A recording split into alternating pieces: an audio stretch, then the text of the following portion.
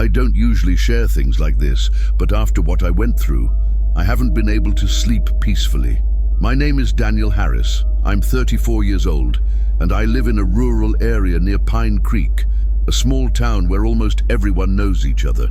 I always thought the worst that could happen here was hitting an animal on the road at night or losing cell signal, but I was wrong. What happened to me a few days ago still makes my heart race.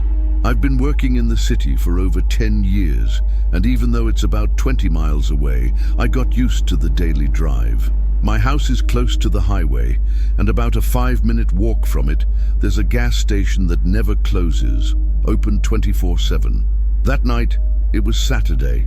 I decided to step out for a bit.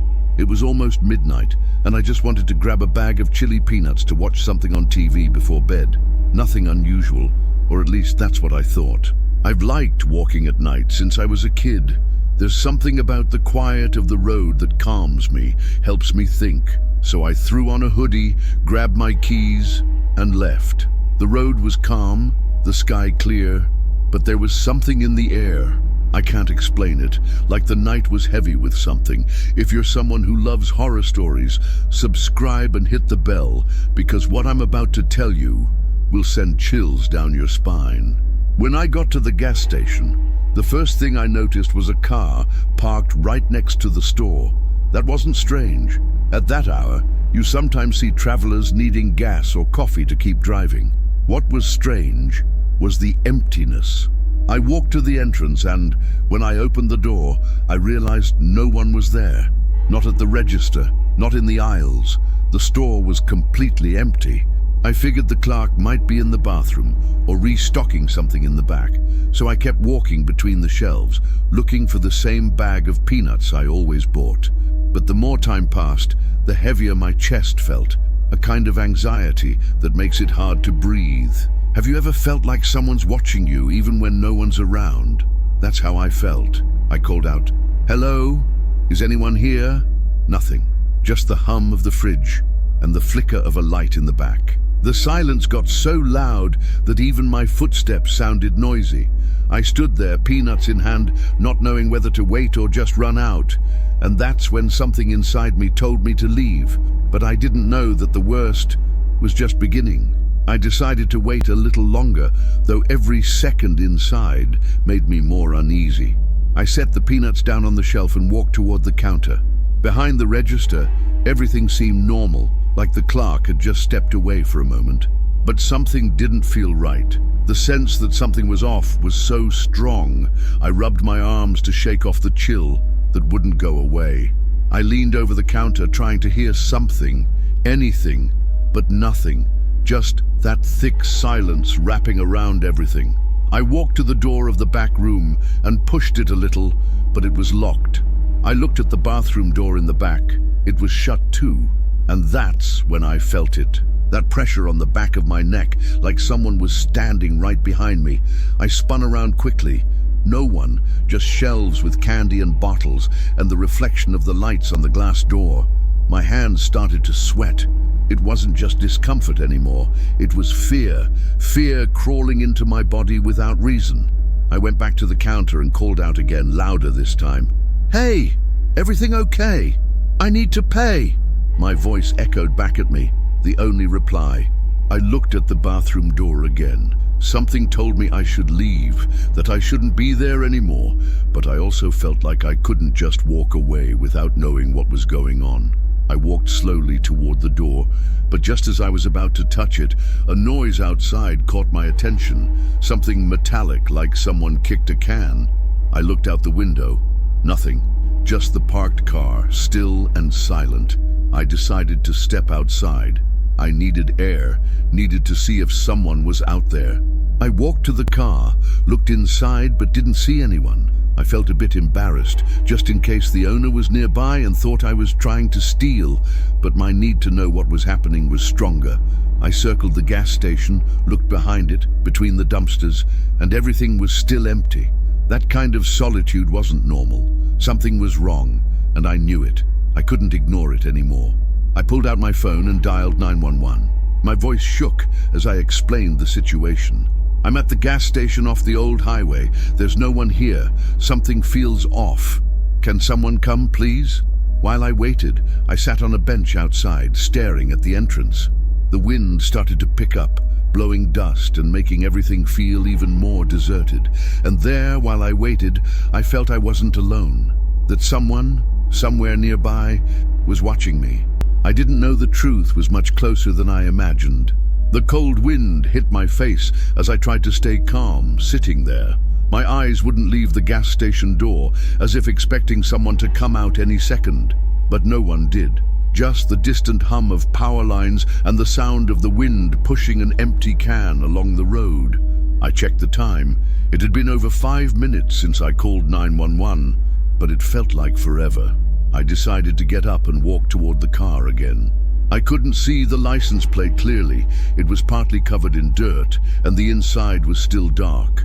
I got closer, looking for any movement, a shadow, anything. I tapped lightly on the window. Silence. I walked around it once more. Nothing changed. Why would someone leave their car here running and not be around? That feeling of mistrust hit me again, not just about the car, but everything. Like something was hiding, waiting for the perfect moment to come out. I started walking to the back of the gas station again. In the distance was the loading area for the trucks, always messy, full of empty boxes and barrels. Everything looked the same. I checked one last time and went back to the front, feeling even more uneasy. My phone vibrated in my hand. It was an unknown number, but when I answered, I heard the voice of one of the officers on their way. He said they were about 10 minutes out and told me to stay close and not go back inside. I sat down again, tense, looking up at the sky, trying to distract myself, but every shadow, every creak made me turn my head. And then something made me doubt everything. What if the clerk was hurt? What if he was trapped and I did nothing? I stood up, unsure if I should go back in. I took a step toward the door, and when I looked at the glass, I noticed something I hadn't seen before. My reflection, yes, but there was something else behind it, something that made me step back. Maybe it was my imagination, or maybe not. I felt that if I crossed that door again, something bad would happen. I decided to wait. I sat back down, stomach in knots, and counted the seconds. 60, 120. Time passed slowly, too slowly. And just when I thought I couldn't take it anymore, I heard sirens in the distance. The police had arrived. I jumped up, running toward them, trying to explain everything at once. One of the officers asked me to calm down and said they would check everything. They moved me aside while they went in, guns drawn, flashlights ready.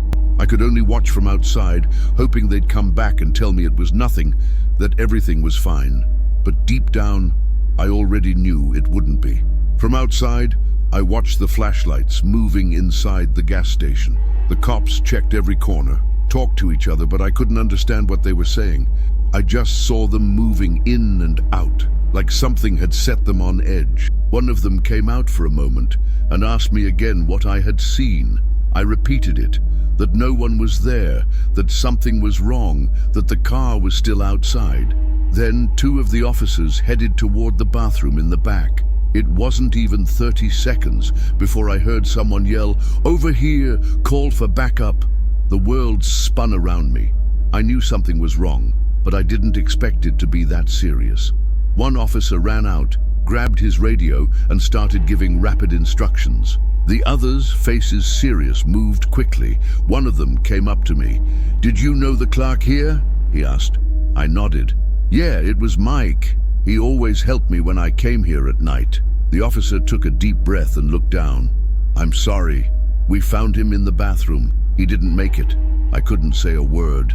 I froze.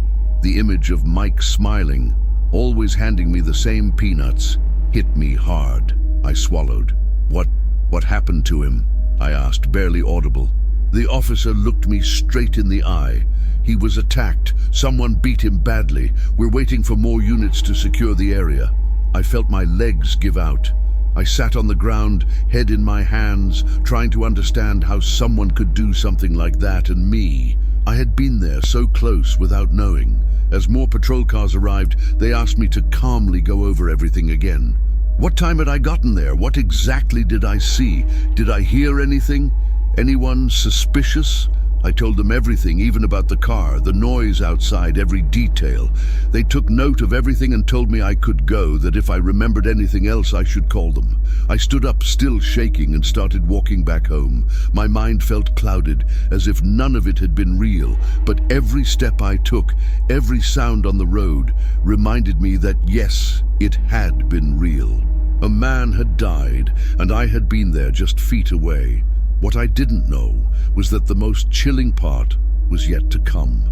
Tap the yellow lamp icon and stay with us, so together we can uncover deeply disturbing mysteries. The walk back felt different. It wasn't just the darkness of the road around me, it was that weight in my chest, that fixed thought that I had been close to something far more dangerous than I could have imagined. Every step toward my house felt slower, like my legs didn't want to go on. I wanted to get home, lock the door, and forget everything.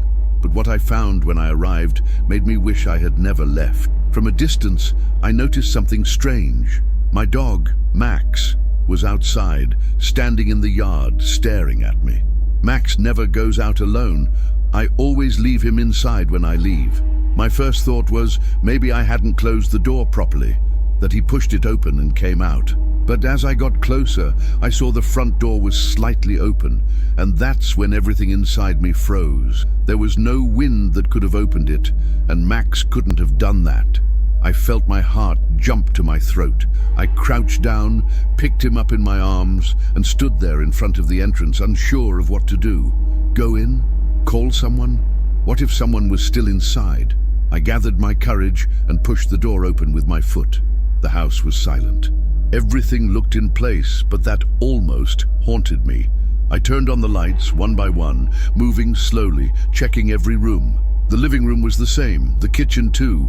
I went to the bedroom and saw nothing unusual, but something wasn't right. I felt it in the air, like someone had been there and left just before I arrived. With Max trembling in my arms, I rushed out again and ran straight to the gas station. I found the same officers and told them what had happened. One of them offered to come with me to check the house. On the way, I couldn't stop thinking about everything. Why was the door open? Why was Max outside? Had someone followed me? Was all this really just coincidence? When we got there, the officer carefully checked everything. Nothing was missing, nothing out of place, but the front door lock had marks, clear signs someone had forced it. Maybe you got back just in time, he said. Maybe you scared them off when you returned. That thought chilled me to the bone. Had they been there, waiting for me? I sat in the living room, unable to stop staring at the door. Everything I had felt at the gas station now made sense. It wasn't just a gut feeling, it was real. Someone had followed me. Someone had been in my home, and I still didn't know the worst of it. After the officer finished checking every corner, I was left alone in the living room with Max lying at my feet. The silence in the house, which used to bring me peace, now felt like a constant threat. Every creak of the wood, every shadow cast by the lights, made me snap my head around. No matter how much I tried to convince myself it was over, I knew deep down something had broken that night. I locked every door, pulled down the curtains, and sat in the kitchen, staring at the table. There were marks on the lock, yes, but nothing was missing. Why would someone break in without taking anything? The answer was obvious. They weren't after things, they were after me. My mind filled with dark thoughts. If I hadn't run to the gas station, what would have happened? What would they have done to me? I tried to sleep, but every time I closed my eyes, I relived everything. The empty gas station, the door ajar, the officer telling me, maybe you got back just in time. The image of the car outside the gas station haunted me too. Whose was it? Where was that man now? The next morning I called my brother, Eric. I told him everything from when I left the house to what we found. He worked at the police station in Pine Creek and said they would check the gas station's security footage. That call was the first breath of relief I'd had since the night before. Knowing I'd get answers soon calmed me, even if just a little. Hours passed. I tried to go about my day, but every time someone passed by my house, I peeked through the window. I was alert to every noise, every movement. I wasn't the same. and something inside me knew that when Eric called, everything would change again. In the afternoon, the phone finally rang. "Daniel, you need to hear this," he said with a tone I'd never heard from him before. "We saw the videos. The guy attacked the clerk, dragged him to the bathroom and killed him. It's all on tape." I went silent, trying to process what he was telling me, but the next thing I heard froze me. 10 minutes later, you walk in. You're seen walking through the store, calling out. Then you leave. And while you're in your car calling the police, he walks out of the bathroom, behind you, calm, like nothing happened. I felt a pit in my stomach. I had been there, with him, just feet away. I didn't see him, but he saw me. He watched me, waited, and then followed me. My brother stayed silent, like he was giving me a moment to absorb what he'd just said. But there was no way to absorb it. I had been in the same place, at the same time, as the killer. And not just that. He saw me. He knew who I was, what I looked like, probably where I lived. The thought made me sick. "Did you recognize him? Do you have any leads?" I asked urgently, feeling fear take over me again. "Not yet. You can't see his face clearly in the footage. He's wearing a cap and the angle's bad. But we're analyzing everything, don't worry." "Don't worry!" I wanted to yell, but I didn't have the strength. I hung up and just sat there, staring at the floor. The image wouldn't leave my head. Me, in the car, calling the police, feeling relieved to have left, while he calmly walked out of the bathroom just steps behind me. I jumped up and started checking every window, every lock. Even though I'd already secured them 1,000 times, I had to do it again. I turned on all the lights, even the ones outside. Max followed me around the house like he could feel something was wrong too. Every corner seemed suspicious. What if he left something? What if he'd come back? I approached the door and pressed my ear against it. Nothing, just the wind rustling the branches. But that didn't calm me. I knew he had been there, that he knew my house, that he had come inside. I didn't sleep that night. I sat on the couch, a lamp on, and a wooden bat beside me. Every shadow on the wall made me jump. Every car that passed made me look out, hoping to see nothing, but fearing I'd see him again. The next day was the same. I couldn't leave the house, couldn't focus on anything. My mind played Eric's words over and over. He walked behind you, calm, like nothing happened. What if I had turned around? What if he had followed me earlier? Why did he wait? The police called me again. They said they'd check other cameras. Maybe one on the highway caught him, but they couldn't promise anything. In the meantime, I needed to stay alert. They advised me to install cameras at home, reinforce the locks. I was already doing that, but nothing made me feel safe. I felt exposed, vulnerable. I knew he was still out there. I knew he could come back. And the worst part, there was no sign they'd find him soon. I couldn't stop thinking about one question. Why? Why, out of all the people who could have stopped at that gas station, was it me? Why did he choose to follow me? Maybe it was random. Maybe he saw me as an opportunity. But I couldn't shake the feeling that it was all too deliberate.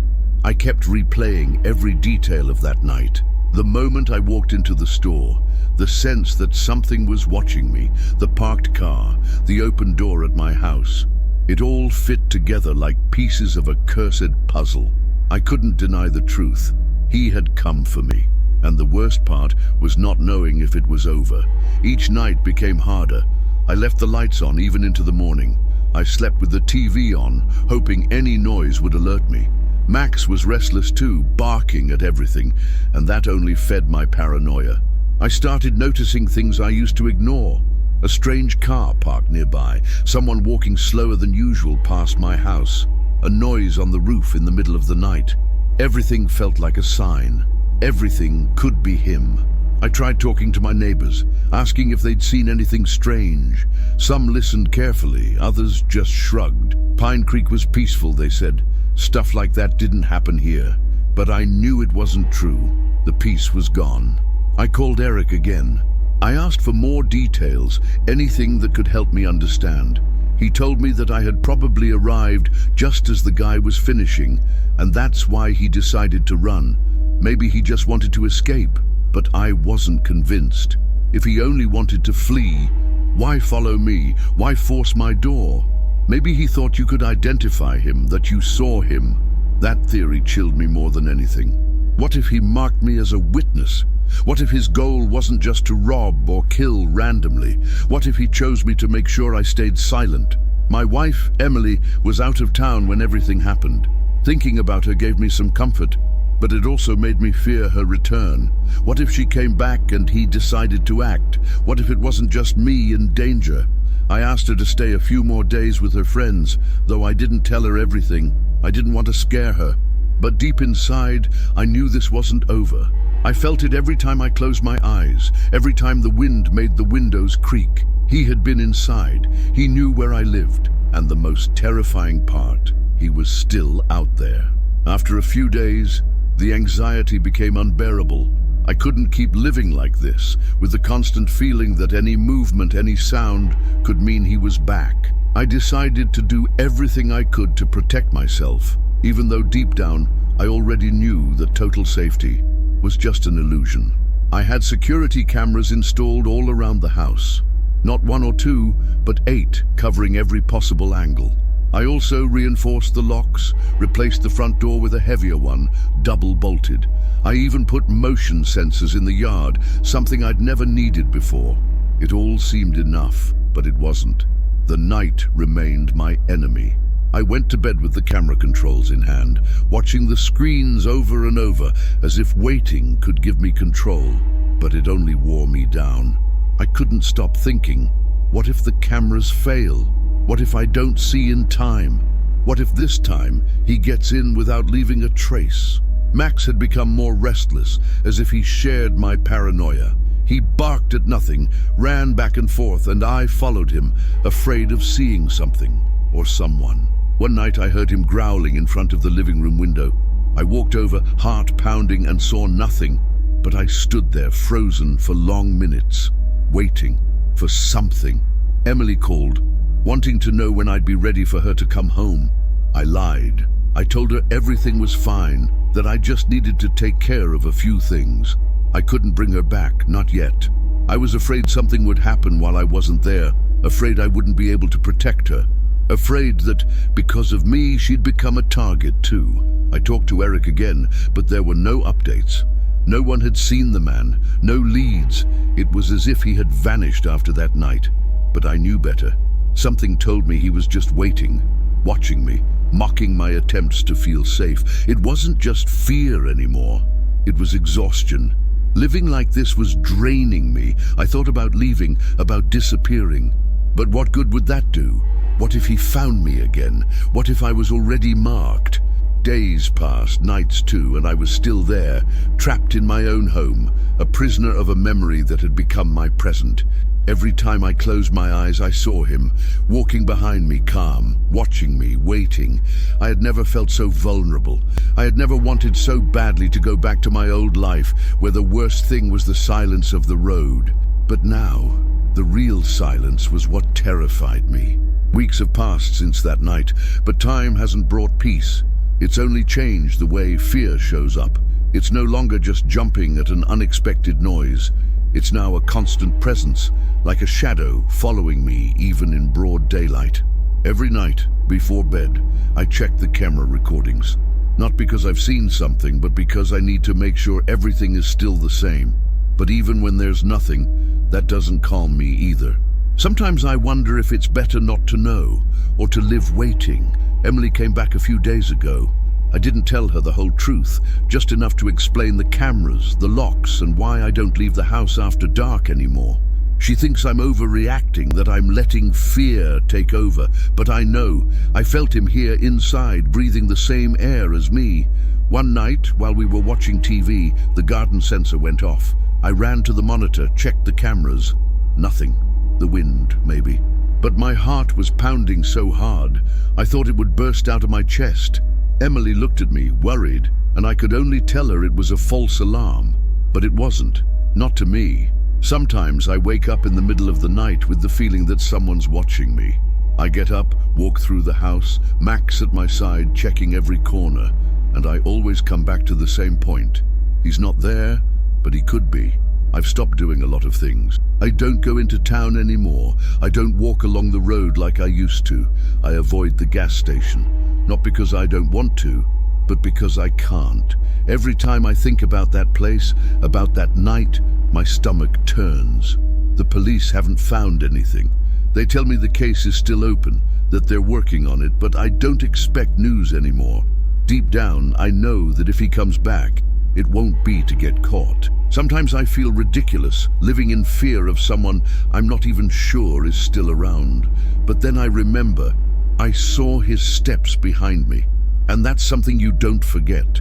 The fear didn't leave. It just became part of my routine. And if I ever dare to go out at night, if I ever feel strong again, there's always a voice in my head. What if today's the day he comes back? What would you do if the killer knew where you lived?